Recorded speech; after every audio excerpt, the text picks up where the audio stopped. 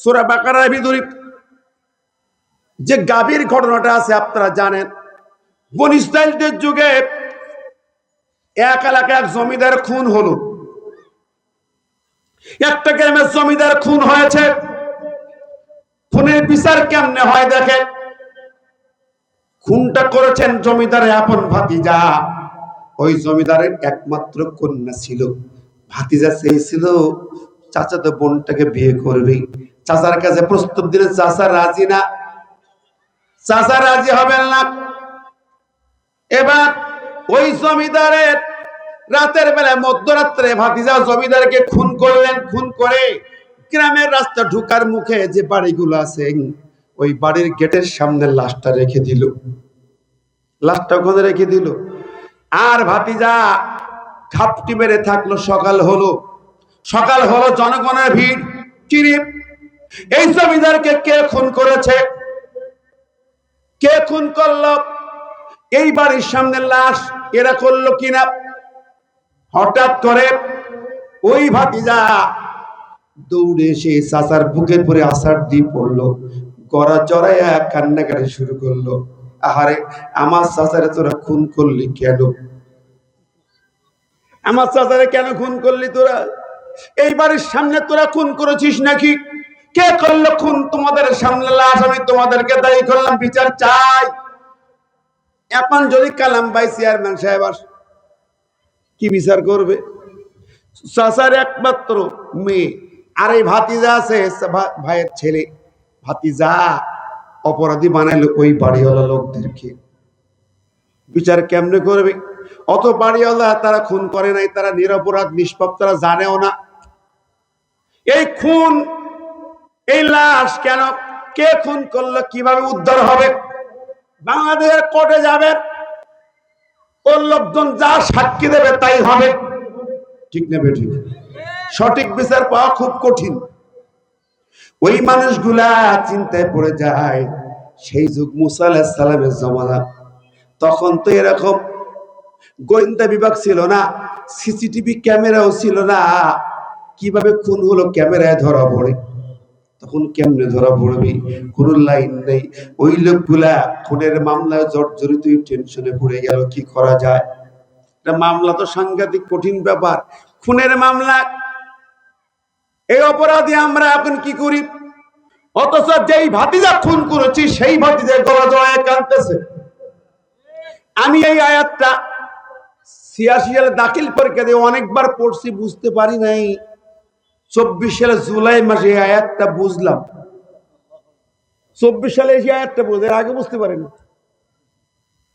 38 বছর লাগলো আয়াতটা আমার বুঝতে। এত বেড়ে একটু কম, বুঝতে পারেন কেমনে বুঝলাম? 24 সালে জুলাই মাসে যখন দেখল রংপুরে আবু সাইদ খুন হলো, আবু সাইদ হাত পেতে দিল স্বৈরাচারের বিরুদ্ধে। কি বলেন? ঠিক দেবে ঠিক? মুগ্ধ বুক পেতে দিল, ছাত্রা হলো। আমরা রাজশাহীর অনেক ছেলে শহীদ আছে না নাই?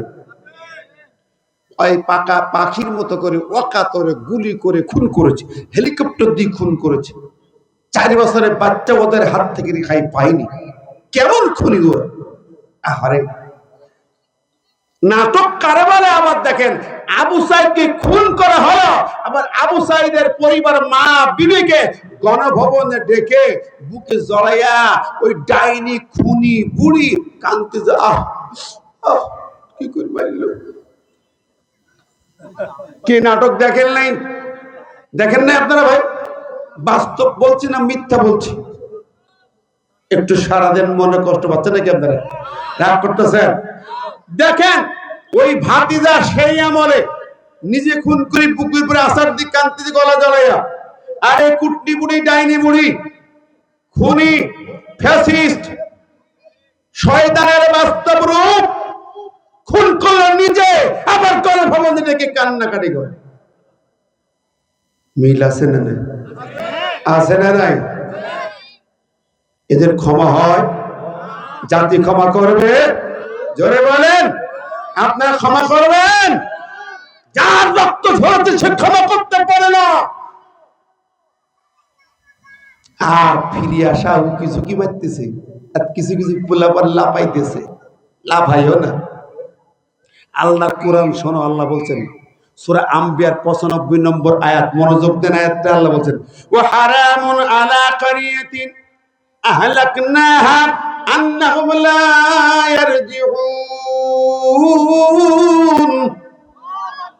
আল্লাহ বলছেন ওই জনপদের উপরে দেশের জন্য ওদেরকে হারাম করে দিলাম। আহলাকনাহা, যাদেরকে ধ্বংস করেছি, বিতাড়িত করেছি দেশ থেকে, ওদের জন্য এই দেশটাকে হারাম করে দিলাম। আন্নাহুম লা ইয়ারজিউন, ওরা কখনোই ফিরতে পারবে না। এই কথা কার? আল্লাহ কয় লা ইয়ারজিউন, ফিরতে পারবে না। আর আপনি বলবেন ফিরে আসবে। উকি মারো, ঝুঁকি মারো, লুকোচুরি খেলো, যে খুন করেছ একটা একটা করে শুধু বিচার করতে দাও। কথা বলেন, জোরে বলেন, বিচার চাই কি চাই না? একটা একটা করে বিচার দেখতে চাই। সেই পিলখানে 57 সেনা অফিসার খুনের বিচার হবে। 57 অফিসার খুনে 57 বার তোমাকে ফাঁসিতে ঝুলতে হবে। ঠিক না ঠিক? আল্লামা সাইদি সাহেবের রক্ত ঝরতে মেডিকেল ক্লিনিক করে, এই রক্তের ফোঁটা আপনি খাওয়া যাবে না। আল্লামা সাইদের মতো মহান ব্যক্তিকে খুন করেছে, এই বিচার বাংলার জমিনে চাই কার কারা? তুই হাত তুলে দেখাল্লা।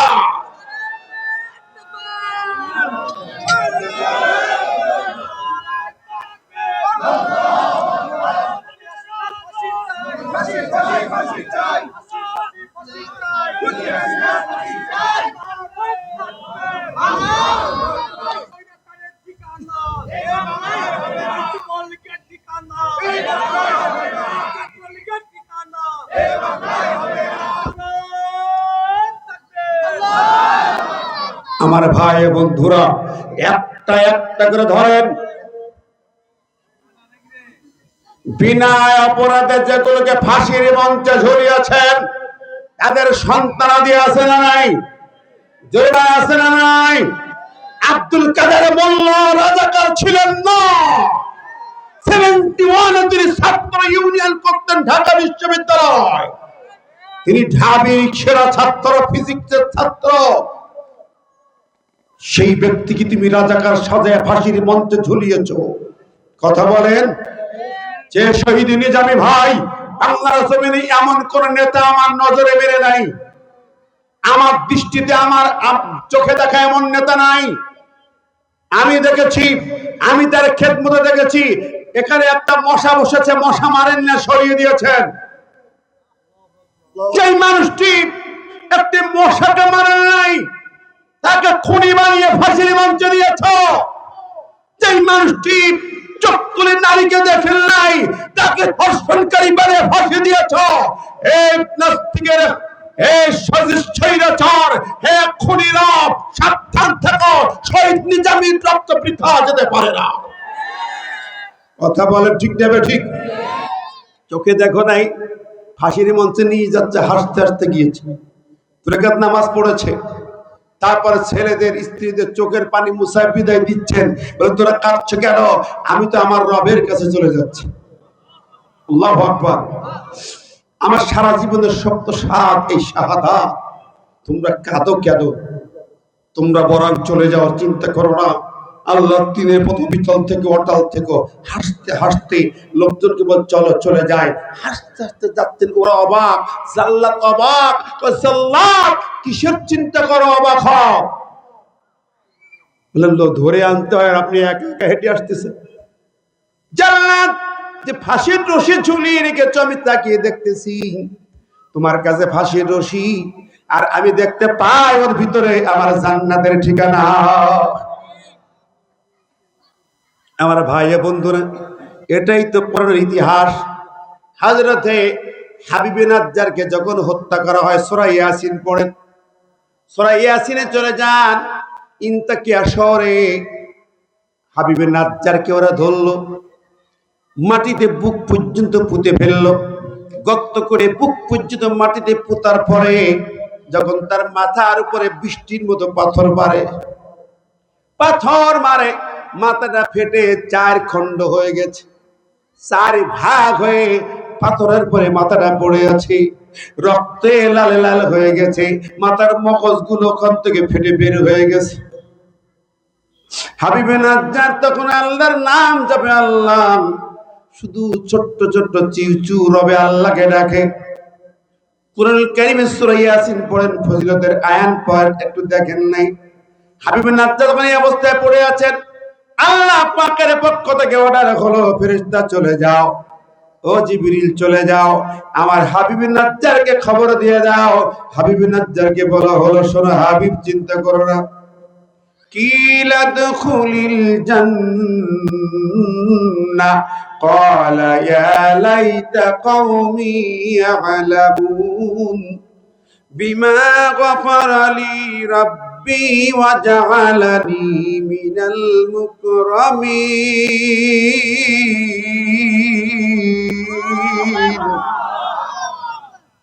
আরে ওই জাতির লোকেরা নিষ্ঠুর স্বৈরাচার, নবী রাসূল দুইজন তাকে মারতেছে, এবার হাবিব নাজ্জারকে মারে। হাবিব কি বলে, তুমি কে? বলে ইন্নী আমানতু বিরাব্বিকুম ফাসমাউন, আমি আমার রবের পর ঈমান এনেছি। তাই তাকে এই অত্যাচারের মুখোমুখি হতে হলো। এত কঠিন সময়ে মাথা ফেটে চার খণ্ড হয়ে পড়ে আছে, রক্ত ঝরে ঝরে যখন রক্ত শূন্য প্রায়, তখন ফেরেশতা এসে বলে, হাবিব, চিন্তার কোনো কারণ নাই, কিলা দুখুলিল জান্নাহ, তুমি এই দেখো জান্নাতের ছবি। শাহাদাতের আগে প্রত্যেকটি শহীদকে শাহাদাতের আগে জান্নাতের ছবি চোখের সামনে ধরা হয়।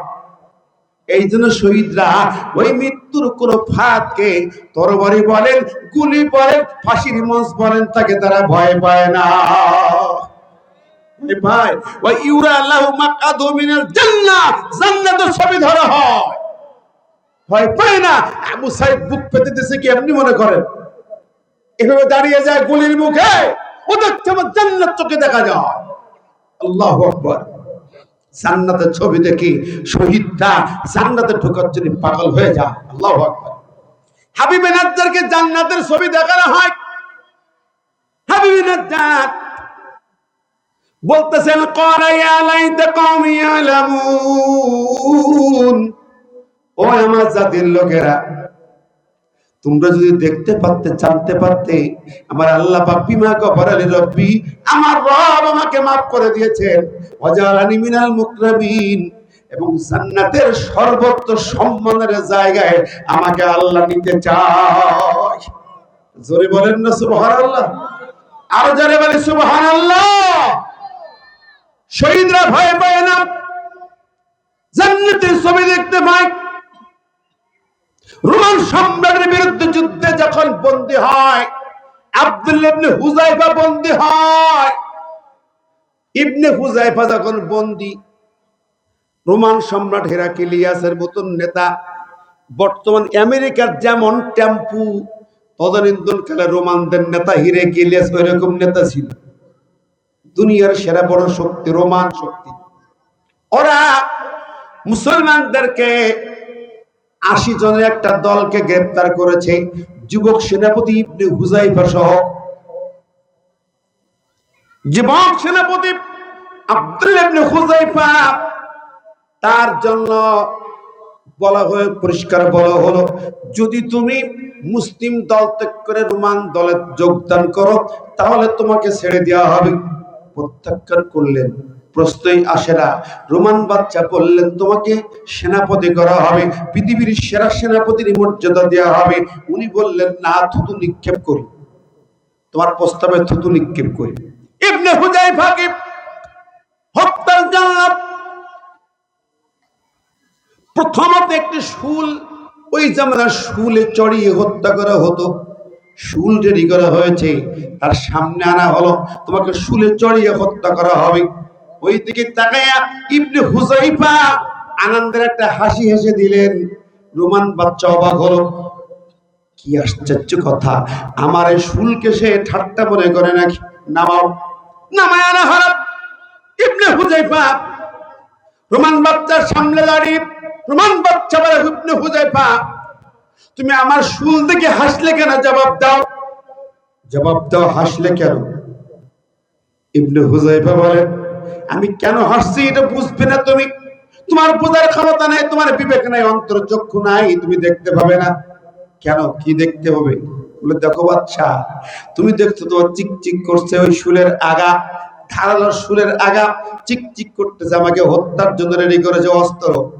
আমি যখন তার সামনে দাঁড়িয়ে গেলাম, আমি দেখতে পাই ওই চিকচিক করা শুলের ভিতরে আমাকে ডাকা হচ্ছে, বলা হয় কি লাদখুলিল জান্নাহ।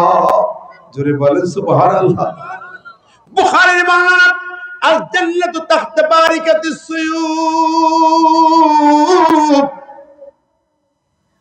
ওই জান্নাতের ওইটা কোনো অন্য জিনিস নয়, ওর ভিতরে চিকচিক করা তরবারি, চিকচিক করা বুলেট, চিকচিক করা অস্ত্রের ভিতরে, শুলের ভিতরে জান্নাতের ছবি দেখা যায়। এটা জোরে বলেন সুবহানাল্লাহ। সুতরাং আমার ভাই বন্ধুরা, পেরে হাজিরিন, আমি যে কথা বলছিলাম, এই জন্য মুসলমানরা এগুলোকে ভয় পায়। জোরে করে পায়, আরো জোরে বলে পায়। তোরা যদি ফিরতে চায় দাঁত ধরা জামাত দিতে, জাতি রেডি আছে না নাই? রেডি আছে না নাই? প্রত্যেকটি খুনের বিচার হবে, কোরআনের আলোয় আলোকিত রাজ্যে বিচার হবে, কোরআনের রাজ কায়েম হবে, ওই খুনের বিচার হবে, তারপরে তোদের পদচারণা। ঠিক না বেঠে? আমি উদাহরণ দিচ্ছিলাম কোরআন কিভাবে বিচার করে, বের করে দেখেন। ওই যে মনে আছে সেই গাভী বলছিলাম যে ভাতিজা কাঁদতেছে, আমি বুঝি নাই, এখন ওই লোকগুলো টেনশনে পড়ছে এই খুনের মামলা থেকে কেমনে রেহাই পাওয়া যাবে। দুনিয়ার কোন বিচারক বিচার করতে পারবে না, সঠিক তথ্য পাবে না, কে খুনি নির্পণ করা যাবে না। ওই লোকগুলো যারা আসামি হয়েছে ওরা চিন্তা করলেন চলো যাই, এই দুনিয়াটাতে নবী মুসা বেঁচে আছে, তার কাছে চলে যাই, মুসা আলাইহিস সালামের কাছে চলে যাই, তিনি সুন্দরভাবে বিচার করবেন, তাকে বলি। ওরা চলে গেলেন। ও জামানার পয়গম্বর মুসা, আমরা তোমার কাছে এলাম, এবং তুমি একটু বলো আমরা কেমনে রেহাই পাই, আমরা খুনি নই, ওরা আমাদের খুনি বানিয়েছে, কেউ না কেউ হত্যা করেছে, আমাদের কাছে উল্টো দোষ চাপানো হয়েছে। এই জমিনে এরকম তো হয়, ঠিক না ঠিক? চুরি করে একজন মার খায়, আর একজন খুন করে একজন জেল খাটে, আর একজন খুনি হলো ওরা আবার ফাঁসির মঞ্চে ঝুলাইছে অন্যদেরকে, ঠিক না ঠিক? দেখেন এই লোকগুলা বললেন, হযরত মুসা বলেন তোমাদের কথা আমি আল্লাহকে জানাইলাম। আমার আল্লাহ পাক বললেন, ওয়া ইয ক্বালা মুসা লিকাওমিহি ইন্নাল্লাহা ইয়া'মুরুকুম আন তাযবাহু বাকারাতা। শোনো, আল্লাহ পাক আদেশ করছে, লাগবে না, নিশ্চয়ই আল্লাহ আদেশ করছে তোমাদেরকে একটা গাভী জবাই করো। কি জবাই করো? গাভী। ওই লোকগুলো মাথায় ঢোকে না, ও নবী মুসা, ক্বালু আতাতাখিযুনা হুজওয়া, আমরা চাইলাম খুনিকে জানাই দেন, আর আপনি কোন গাভী জবাই করেন, আমাদের সাথে কি ঠাট্টা করেন, তামাশা করেন নাকি? আমার ওই লোকগুলো আল্লাহর অর্ডার মাথায় ঢোকে না। নবী মুসা রেগে গেলেন, ক্বালা আউযু বিল্লাহি আন আকুনা মিনাল জাহিলিন, তোদের মতো মূর্খের হাত থেকে আমি পানা চাই আল্লাহর কাছে, দূর হয়ে যা, গেট আউট। মুসা রেগে গেলেন, আর ওই লোকগুলো খুনি মামলার আসামি, ওদেরও চিন্তা বেড়ে গেল, আর এখন করি কি? পরবর্তী ওরা বলো, মুসা যাক ভুল হয়ে গেছে, মাফ করে দাও, আর ভুল হবে না, একটু ভুল হয়ে গেছে, মাফ করে দাও। ও আমার ভাইরা বন্ধুরা, হযরতে মুসার কাছে মাফ চাইলো। নবী মুসা দিলটা নরম, মুসা ভাই গরম নবী কিন্তু আবার নরম হয়ে যায়, যেহেতু নবী। নবী কই, তোরা কেমনে বুঝলি আমরা নবী?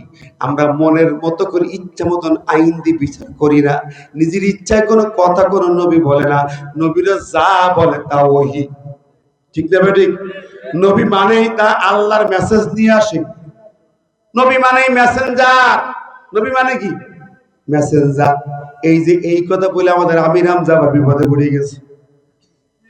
নবী শব্দটা সাংবাদিক বলেও একেবারে মনে হয় যে কি অন্যায় করিস, তো ঠিক নেই, কিন্তু ভুল ধারণা। নবী শব্দটা নাবাউন মানে সংবাদ, সূরা নাবা, আম্মা ইয়াতাসাআলুনা আনিন নাবাইল আযীম, ওই নাবা মানে সংবাদ, নবী মানে সংবাদ বাহক। সংবাদ বাহক আর সাংবাদিক শব্দের মধ্যে কোনো পার্থক্য তেমন নাই। তবে নবীরা সংবাদ আনে আল্লাহর কাছ থেকে। কার কাছ থেকে? জনগণ কার কাছ থেকে?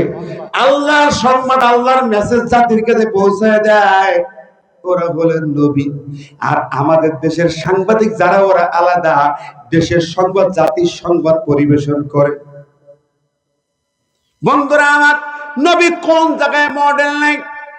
সাংবাদিকতা বলেন, রাষ্ট্রনায়ক বলেন, বিচারালয় বলেন, বিজ্ঞান, চিকিৎসা শাস্ত্র, এমন কোন জায়গা নাই আমার নবী যেই জায়গায় মডেল নেতা নন।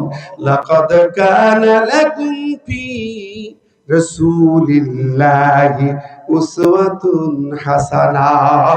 নবী হলেন মডেল। নবী জোরে বলেন সুবহানাল্লাহ।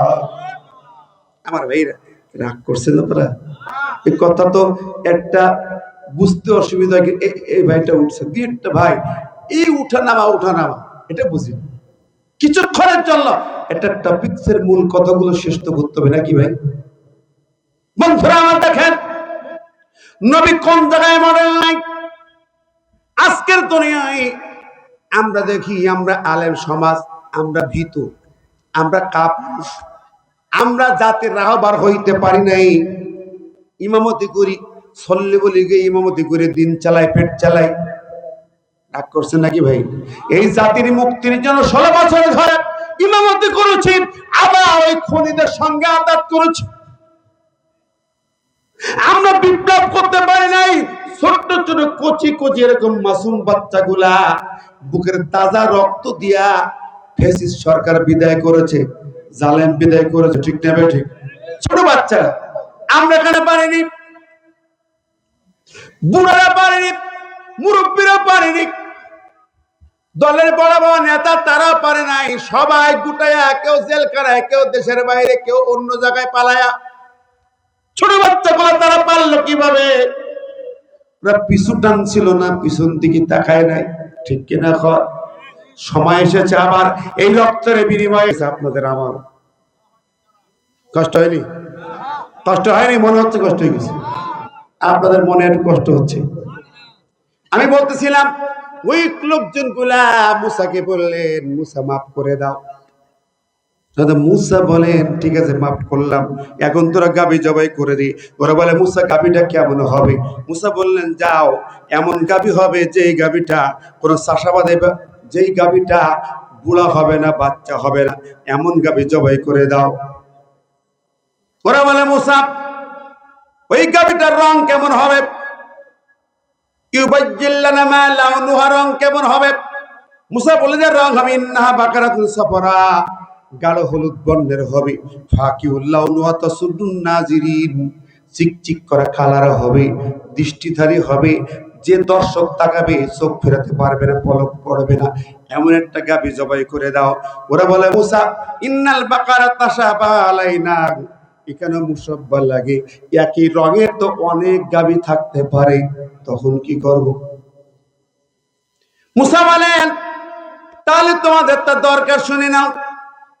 বারবারে প্রশ্ন করে একটা গাবি জবাই করলেই হয়ে যায়। শুনছো না? ভালো করে শোনো।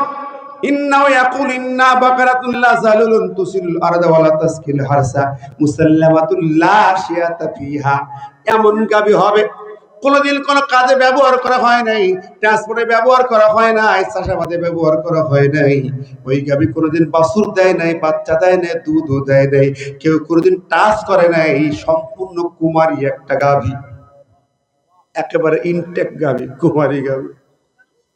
যাও, কিন্তু খুঁজে পাওয়া মুশকিল। সারা দুনিয়া খোঁজে, খুঁজে মিল হয় না। অবসরে জঙ্গলের ধারে একটা ইয়েতিম বালকের কাছে এরকম গাভী আছে, সন্ধান পেল, সেখানে চলে যায়। ইয়েতিম বাচ্চারা, বাবা আল্লাহওয়ালা ছিলেন, ছোটবেলায় তার বাবা মারা যায়। মায়ের কাছে বলে যায় আমার ছেলে বড় হবে, যখন অভাব দেখা দেবে, অমুক চারণ ভূমিতে, আল্লাহর চারণ ভূমিতে রাখা থাকলো একটা গাভী, সুন্দর কালার, এই গাভীটা রেখে আসলাম।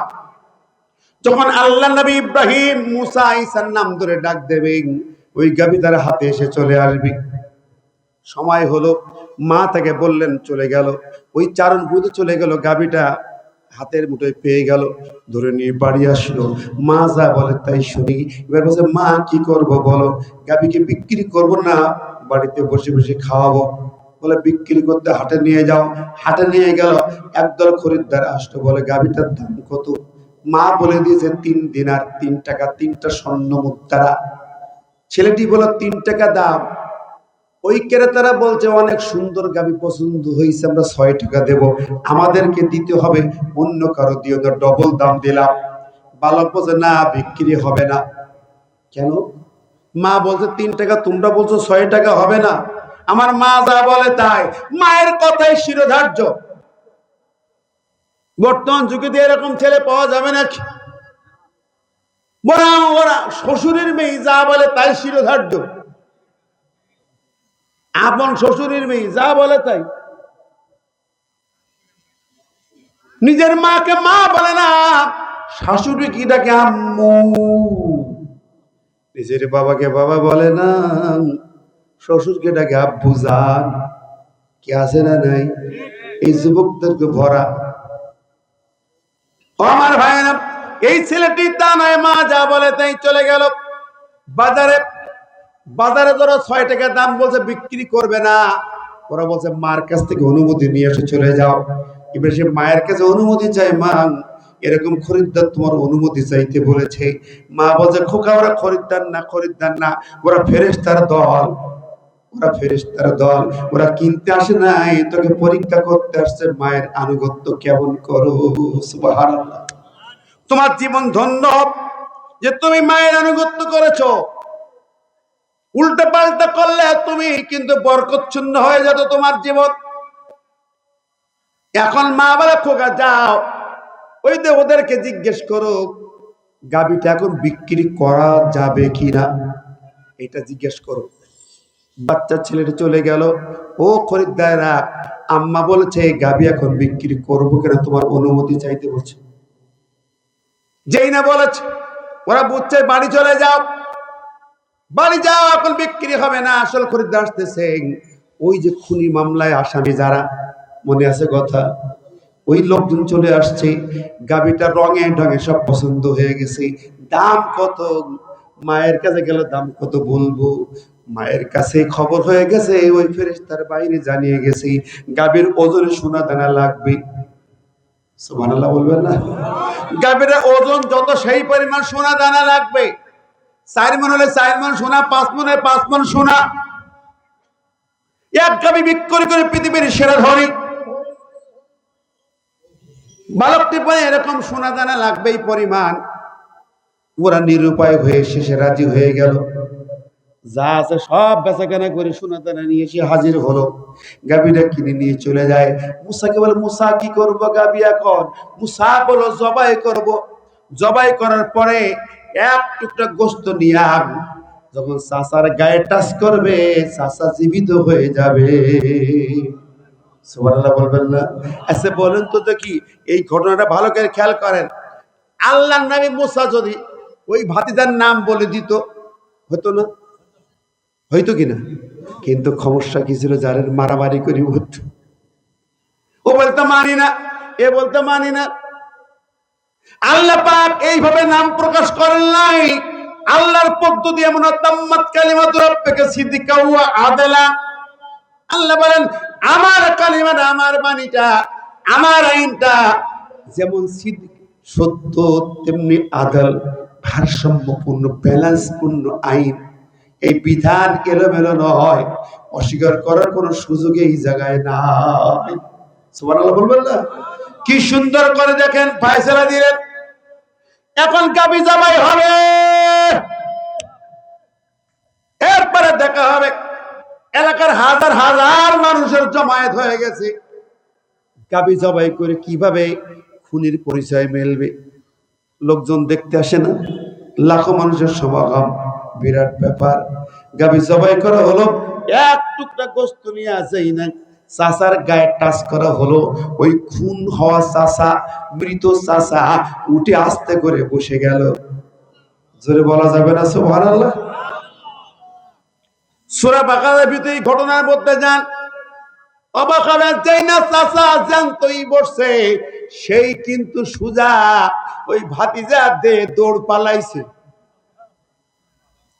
ভাতিজা কথা কন, এত খুন করতেছিল, যখন তাকে কোটি কোটি লোক ঢাকা ঘিরে ফেলেছে, গণভবনের চারিপাশে ঘিরে ফেলেছে, কোটি কোটি যুবক বাচ্চারা, গুলি চলবে, লাশ পড়বে, বাচ্চারা পিছাবে না, কোটি কোটি। তখন দেখলো ওই ডাইনি খুনি দেখলে পালানো ছাড়ার রাস্তা নাই। কতক্ষণ জোরে বলেন? তুমি যদি খুনি না হও পালাইলে কেন? দিনের ভোটটাতে করে লক্ষ লক্ষ মামলা দিয়া এই দেশের আলেমদেরকে, সাধারণ মানুষদেরকে তুমি বিপদে ফেলে জেল খাটাইছো। যেরকম ঠিক নেবে ঠিক। ইতিহাস মনে পড়ে না? আমি কি করেছি? আমি জাতির উপকার করেছি। কি করেছো? আসো হাজিরা দাও। ঠিক নেবে ঠিক? লুকোচুরি খেলতে হবে না, আনা হবে সময় মতন। ঠিক নেবে ঠিক? ফাঁসি রশি একটা হবে না, 2000 ছাত্র 2000 ফাঁসির দড়ি।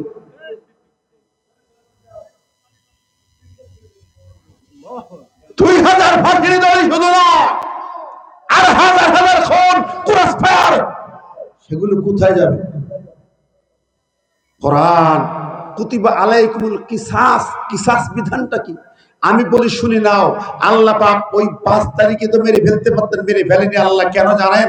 16 বছর ধরে যা খুন গুম হত্যা রাহাজানি হয়েছে, সবগুলো ধুকে ধুকে তার স্বাদ নিতে হবে। কুতিবা আলাইকুমুল কিসাস, কিসাস মানে কি? যা অপরাধ করছো তার সমপরিমাণ তোমার ভোগ করতে হবে। এত তাড়াতাড়ি সহজে মৃত্যু হলে তো হবে না। আল্লাহ লা নুহলিকান্না জালিমিন, এই জালিমের দল আমি তোদের ধ্বংস করবই, ক্ষমা পাবি না। সাবধান হয়ে যা, ক্ষমা পাবি না। এত সহজে নয়। দিল্লি আসো মামুর বাড়ি, চুপ করে থাকো। সময় হলে পরে মামুর বাড়িতে কেমনি আইনি বিচার করতে হয় সে বাংলাদেশের জনগণ থেকে ছেড়ে দেবে। কথা ঠিক দেবে ঠিক? ও বাংলার মানুষ, এই মাটিকে সোনার বাংলা করতে হলে কোন অন্যায়কে প্রশ্রয় দেওয়া যাবে না, কোন খুনিকে আশ্রয় দেওয়া যাবে না, কোন খুনিকে রিহাই দেওয়া যাবে না। প্রত্যেকটি খুনের বিচার, অন্যায়ের বিচার বাংলার মাটিতে আমরা দেখতে চাই। কথা বলেন? এই দেখার জন্য আগামী এই জমিনে আল্লাহর বিধান জারি করে আল্লাহর দ্বীনের ইসলামী খেলাফতের বিধান চালু করতে হবে। ঠিক কিনা কর? তার একটি জায়গা মাদ্রাসা শিক্ষা, এখানে কোরআনের ছোট বাচ্চারা লেখাপড়া করছে, দেখছেন না? খুশি হন নাই ভাই? এই সিংহ শার্দুল বীর পুরুষ তৈরি করতে হবে। খাদ্য খুবাই বেলাল তৈরি হয়েছে কোরআনের দিনী প্রতিষ্ঠান থেকে, দারে আরকাম থেকে।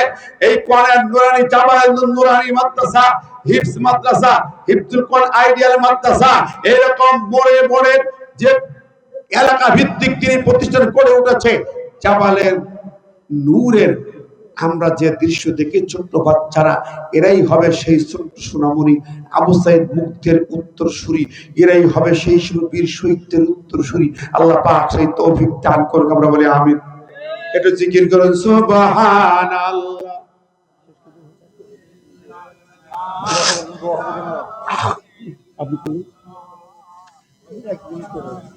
সুবহানাল্লাহ। ভাইকে দেন।